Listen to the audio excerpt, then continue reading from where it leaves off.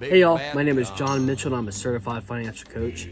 The purpose of this video and this YouTube channel is to teach you how to master the personal finance basics. In today's YouTube video, we'll be discussing how much dividend income my $47,000 portfolio made in the month of November. Cash flow is king.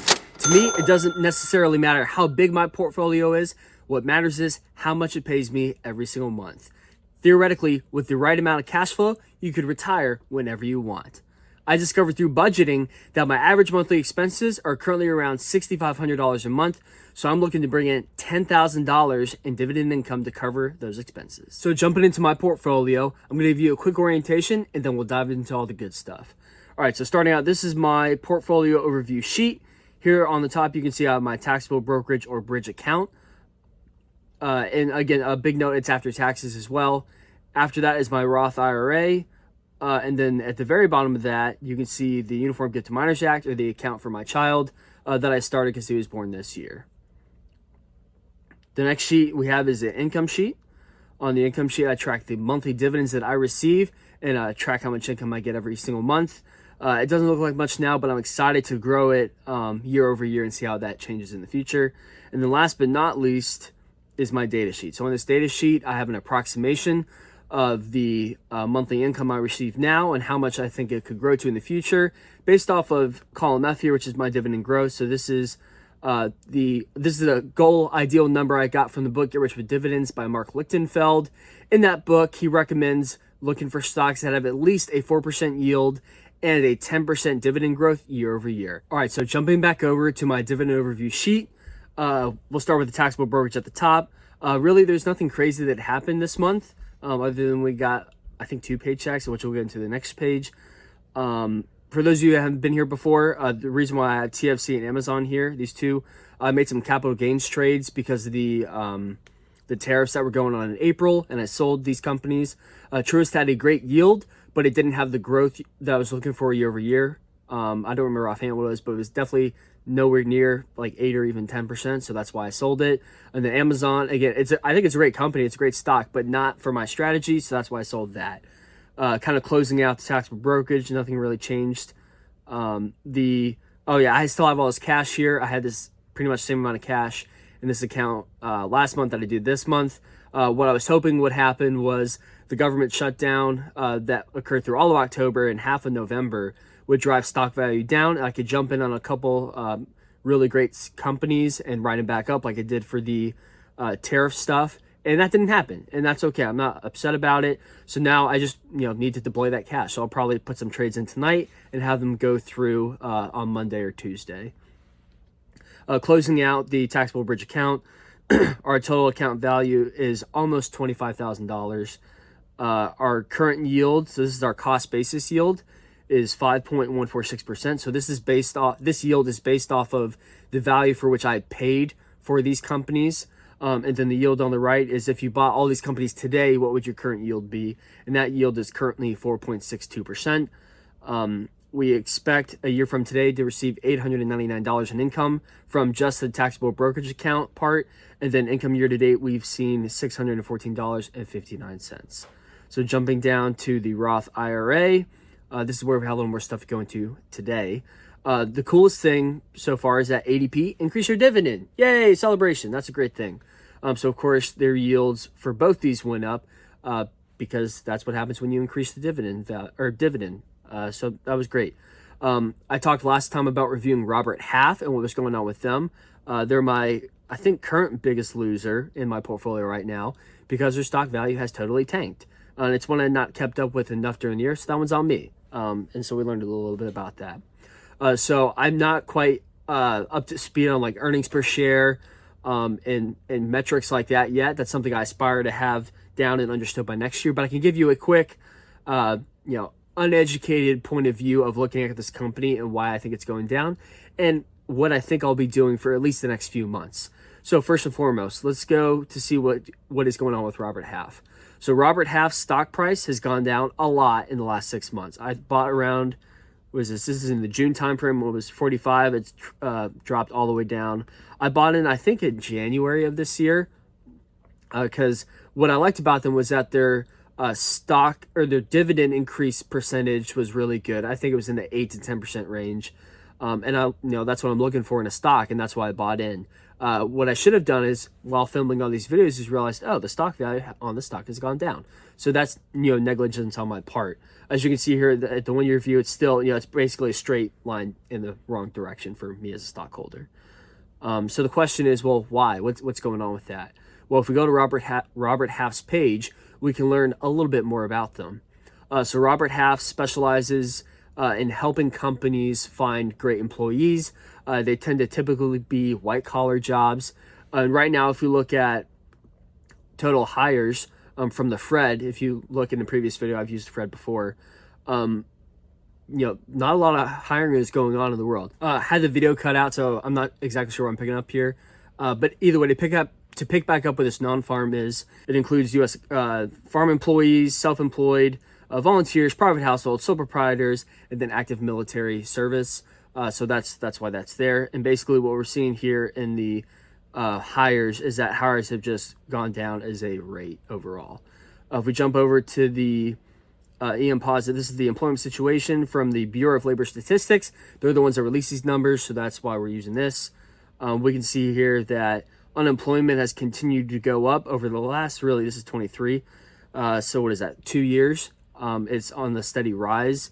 So I know it doesn't look big on this graph here, but a couple percentage points could be tens to hundreds of thousands of Americans without jobs. So of course it kind of makes sense that this 2-year decline would contribute to a decline in the stock value of a company like Robert Half that depends on being able to help companies hire great employees for their positions. If employers just aren't looking, then Robert Half really has no business. If you have not already, like and subscribe to this video, as it helps me see what content you all like and want to see in the future. All right, we're going to jump back to our dividend overview sheet to close out the Roth IRA. So our stock value is $22,727. I just put a lot of money into the account here, as you can see in the SPACs. That's just a cash account for the Roth IRA. We just did a big deposit because my wife and I looked at our budget and realized, oh, we haven't maxed out at least one of our Roth accounts this year. So we're going to work on maxing out mine. So we just did a big dump of cash in based on some cash we're banking up for other projects in the future. So yeah, that's why all that cash is there. I just did it like last week. So I'll also deploy that into the portfolio, probably make the trades tonight as well. Kind of closing out Robert Half, I almost forgot. In my opinion right now, I think it's a hold. Again, it's not financial advice, it's just education. I'm holding because I've already lost this much so far. I don't think I'll put any more in at this time. Depending on how I better learn the metrics and statistics for evaluating the company in the next month or so. I know there's a couple of metrics based on a few videos I've watched on YouTube that if 2025 looks a little bit better, I might jump in because, of course, it's a great price, great yield. But there is concern about the strength of the dividend, and I'll kind of leave it at that. I'm a hold right now, and I'll hopefully have a more jolly update at the end of December. Jumping over to my yield. So the cost basis yield, I didn't update these titles for the yield, but I'll do it next time. My cost basis yield is 3.848%, which is lower than the yield if I bought everything today, which is this yield SP. Don't make mind to that. If I bought everything today, that would be this column here. That's the yield today. Is 4.113%. Robert Half really tanked me. It kind of screwed me on that one. So yeah, I mean that's invested for you. The income I expect to receive in a year from today would be $583.45. And then the income I received this year is $451.86. So rounding out the total portfolio, this is mine, not my kids. My total portfolio is $47,587 with a cost basis yield of 4.714%. And then if you bought all the stocks I had today with the exact same amount of money, the yield will be 4.642%. Total income expected to receive a year from today is $1,483.05. And then total income received in dividends this year is $1,066.45. So yeah, we're trending in the right direction, which is up and to the right. Last but not least, I added this, I think, a few months ago, a budget to cover. So I wanted to show people what would happen if I invested $5 a day for my kid. I think I'll actually begin showing you that series probably sometime this month, or maybe I'll wait till his birthday. I haven't decided yet because I had to do some catching up and math to make it work. But essentially, I wanted to find a better way to save for my kid, and so I thought the UGMA or UGMA, same, would be the better option. I had it all in SCHD. I sold it because I realized, I have some SCHD up here. I realized, their yield is 3.736%, and my portfolio yield is 4.7%. So if I can beat that, why am I not doing the same for my kid? Sometimes you have to talk to, family and friends who tell you how silly you're being. So I'm going to make that change. I just sold all the stock last week for SCHD. Likewise, I'll probably put the trades in tonight for maybe 5 to 8 of the companies that I have right now that I really like, that I think will be good for my kid moving forward in the current state of the world.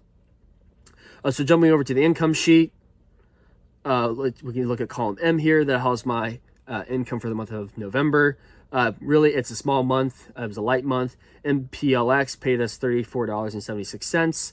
Again, they're an MLP, so their what's it called? Redistribution of capital or something like that. It's not a dividend, is what it is not. It's redistribution of capital, but it looks like a dividend when it comes in, and it's not taxed because there's tax stuff about it.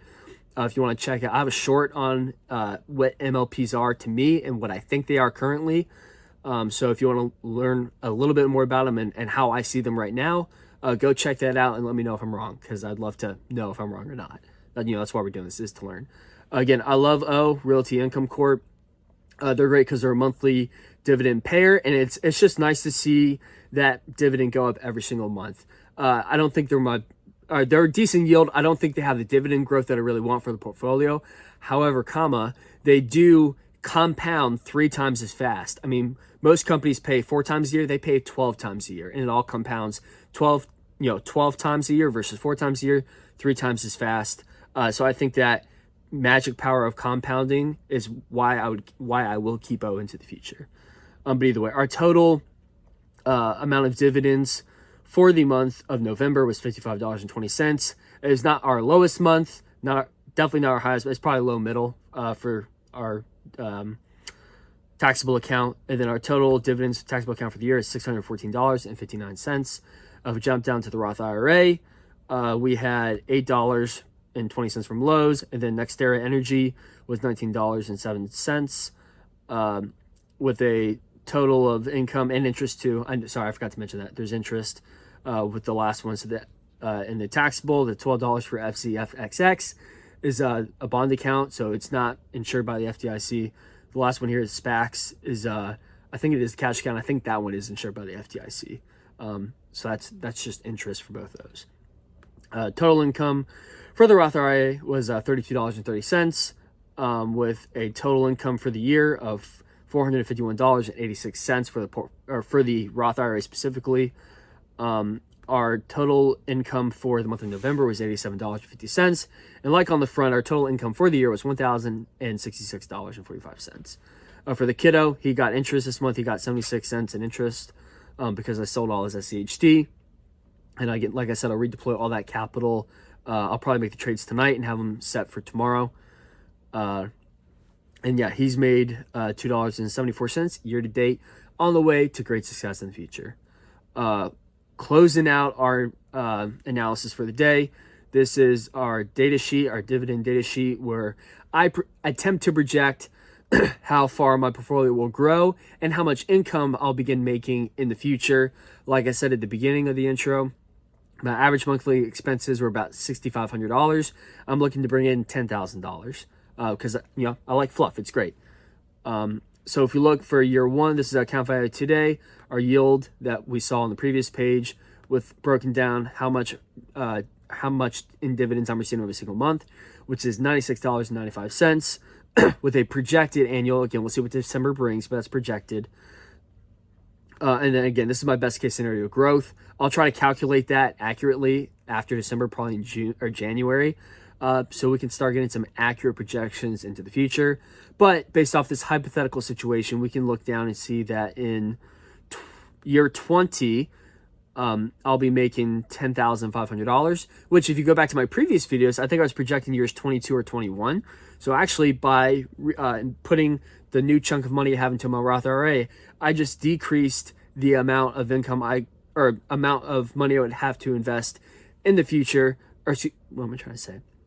I just decreased the amount of time I'd take to retire off of dividends by like a year. So that's pretty darn cool. I hope you all got something out of today's video.